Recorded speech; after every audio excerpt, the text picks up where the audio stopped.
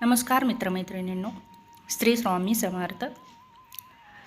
कात्री यासारख्या वस्तू भिंतीवर अडकवू नयेत. प्रगतीमध्ये अडथळे येतात. स्वयंपाकघरातील शेगडी, गॅस बाहेरील व्यक्तीला दिसू देऊ नये. कारण भारतीय संस्कृती, परंपरा यामध्ये अनेक गोष्टींना महत्त्व आहे. आपली वस्तू ही आपल्यासाठी सर्व काही असते. आपण ज्या घरामध्ये राहतो ती नीटनेटकं ठेवण्यासाठी आपण नेहमी प्रयत्नशील असतो.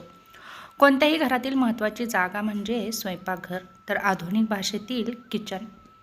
दररोज पोटाची खळगी भरण्यापासून ते भांड्याला भांडं लागेपर्यंत अनेक गोष्टी स्वयंपाकघरातच केल्या जातात. घरातील महिला ज्या ठिकाणी सर्वाधिक वेळ घालवते ते स्वयंपाकघर. जिभेचे चोचले पुरवण्यासाठी स्वयंपाकघरात वेगवेगळे प्रयोग केले जातात. मात्र ज्योतिष आणि वास्तुशास्त्राचे स्वयंपाकघराला महत्त्वाचं मानलं आहे. आणि काही गोष्टी आपण जुनाट म्हणून त्याकडे लक्ष देत नाही. मात्र पूर्वजांनी योग्य तर्कशास्त्र आणि नेमक्या आधारावर त्या गोष्टी सांगितलेल्या आहेत. त्यामागे निश्चित अशी कारणंही आहेत. अशा अनेक गोष्टी मागे पडलेल्या आपण पाहतो. स्वयंपाकघरात वास्तुशास्त्राप्रमाणे योग्य बदल केल्यास वास्तुदोष दूर होऊन आपणास धनाचे लाभही होऊ शकतात. घरात सुख, शांतता, उत्तम आरोग्य प्राप्तही होऊ शकतं. स्वयंपाकघरात आपण करत असलेल्या काही चुकांमुळे वास्तुदोष वाढू शकतो असंही मानलं जातं. स्वयंपाकघरातील कोणत्या चुका सुधारल्यास आपल्याला काय फायदा होतो ते आता आपण पाहू. या चुका कधीही करू नका. स्वयंपाकघर हे लक्ष्मीचं स्थान मानलं जातं. स्वयंपाकघरातील अनेक गोष्टींचं योग्य पालन केल्यास, योग्य स्वच्छता, नीटनेटकेपणा कायम राखल्यास लक्ष्मी मातेची कृपा होऊ शकते. आणि घरातील देवघर स्वयंपाकघर असतं, त्यामुळे आणखीनच सावध राहणं आवश्यक असल्याचंही मानलं जातं.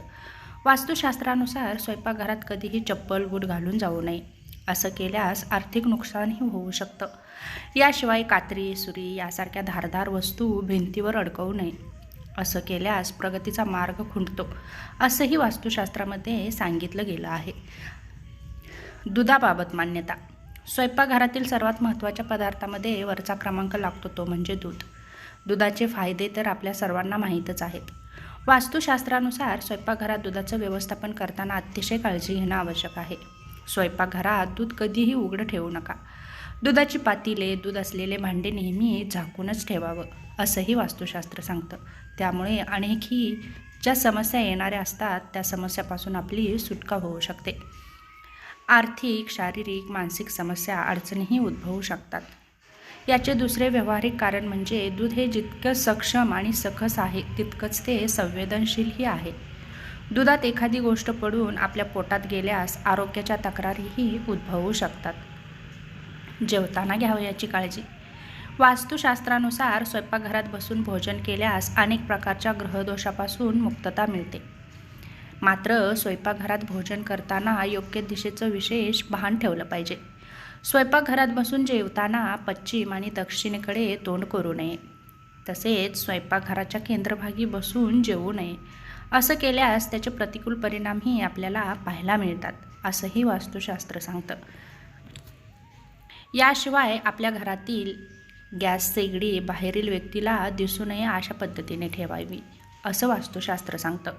घरातील शेगडी कोणत्या दिशेला हवी. स्वयंपाकघरात खाद्यपदार्थ तयार करताना मात्र गृहिणीचा चेहरा कोणत्या दिशेला असावा यावरही वास्तुशास्त्रामध्ये भर देण्यात आला आहे.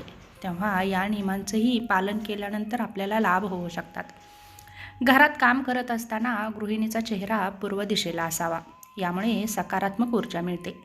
वास्तुशास्त्राप्रमाणे किचनमधील सिंक, पाण्याचे स्रोत, सांडपाण्याची पाईप यांची दिशा उत्तरेस किंवा उत्तर पूर्व दिशेला असावी. त्याचप्रमाणे स्वयंपाकघराच्या छतावरून जाणारे पाण्याचे स्रोत उत्तर दिशेला जाऊ नये असंही सांगितलं जातं. या गोष्टींचीही काळजी घ्यावी. स्वयंपाकघरात जर डायनिंग टेबल असेल तर त्याची दिशा उत्तर पूर्व असावी. यामुळे घरातील माणसांचं आरोग्य उत्तम राहण्यास मदत होते. शिवाय किचन आणि शौचालयामध्ये भिंत नसावी. तसेच दुमजली घरामध्ये शौचालय किचनच्या वरही नसावं. वास्तुशास्त्राप्रमाणे किचनची खिडकी ही नेहमी उत्तर किंवा उत्तर पूर्व दिशेला असायला हवी. स्वयंपाकघरातील खिडकी बहुतांश वेळा उघडीच असावी. यामुळे घरात सकारात्मक ऊर्जा येते.